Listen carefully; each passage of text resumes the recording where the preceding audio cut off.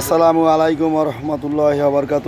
দেশবাসী, আমাদের এক ভাইয়ের সাথে কথা বলবো কাগজের আইকন নিয়ে, এবং কি বরিশালের ভাড়া বৃদ্ধি হয়েছে এই কারণে।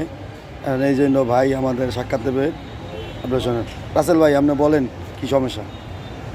সমস্যা হইলো আপনার এই যে আয়করের যে বিষয়টা, গাড়ির ট্যাক্স, সরকারি ট্যাক্স, এই ট্যাক্সে হইলো আপনার ফ্যাসিস্ট সরকার আওয়ামী লীগের আমলে ছিল 4,000 টাকা অতিরিক্ত আয়কর, অ্যাডভান্স আয়কর যেটাকে বলে। তা এখন আপনার এই আমাদের ইউনুস সাহেব আসার পরে এই আয়করটা হয়ে গেল 7,500। কেন হঠাৎ করে এই আয়করটা বাড়লো সেটা আমরা বুঝতে পারতেছি না। আর এটা আমরা জানতে চান? এটা আমরা জানতে চাই যে ঊর্ধ্বতন কর্মকর্তা যারা আছে এটা আমাদের বলবেন। আমাদের যারা আমরা ছোটো গাড়ি চালাই, যে গাড়িগুলো দেখান, এই গাড়িগুলো ভাই, এই যে আপনাদের এই গাড়িগুলো ছোটো গাড়ি, আমাদের ইনকাম কম, কিন্তু আমাদের আয়করটা আমাদের ঘাড়ে অনেক একটা বোঝার মতো হয়ে গেছে। আমরা তো সর্বপ্রথম যখন বিএনপি ক্ষমতায় ছিল 2002-এ বা 2001-এ, তখন আমরা শুধু 2300 টাকা আয়কর ছিল, টেস্ট টোকেন ফি। সেটাকে আওয়ামী লীগ ফ্যাসিস্ট সরকার আইসা এটারে বানাইছে আপনি 4,500 আয়কর। এখন এটা ইউনুস সরকার এসে এটাকে 7,500 বানাইছে। তো এটা আমাদের এই ফিটা প্রদান করা অনেক কষ্টকর হয়ে যাচ্ছে। মানে গাড়িওয়ালার উপরে অনেক জুলুম করা হয়েছে, অনেক জুলুম করা হয়েছে। তো এটা একটা হয়েছিল, কিন্তু এটার কোনো সুরাহা হয় নাই। নৌ পরিবহন সেক্টরে যিনি আছে উনি এটার কোনো সুরাহা করে নাই।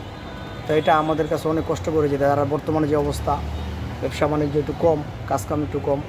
যদি এখন ইউনুস সরকারের কাছে আমার আবেদন, এবং এই সড়ক পরিবহনে যে আছে তার কাছে আমার বিনীত আবেদন যে আয়করটাকে একটু কমিয়ে দেওয়া হোক, যাতে আমরা সুন্দরভাবে এই ছোটো গাড়ির ব্যবসা যারা করি আমরা করতে পারি। বড় গাড়ি এলাকা কোনো সমস্যা নেই। দেখেন, আয়করের ট্যাক্স বাড়াইছে, আয়কর বাড়ানো হয়েছে, তারা 50 টাকা করে গাড়ি ভাড়া বাড়াইছে। আপনার কালকে গেছিলাম আমি গোল্ডেন লাইন পরিবহন থেকে আমি বরিশাল গেতাম 500 টাকায়। কালকে যে বলতেছে ভাই 550 টাকা ভাড়া। আমি বললাম ভাই কেন?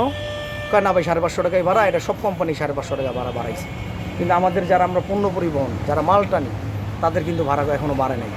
আগে আমরা যা ছিল এখনও তাই ছিল।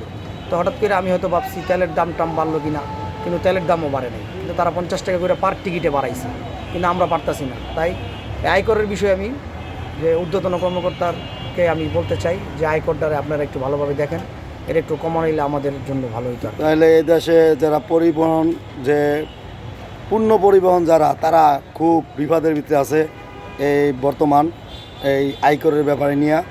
এই জন্য আমাদের উপদেষ্টা মহোদয়ের কাছে অনেক আবেদন যে যেভাবে হোক আয়কর কমাই দেব। আসসালামু আলাইকুম। ধন্যবাদ সকলকে।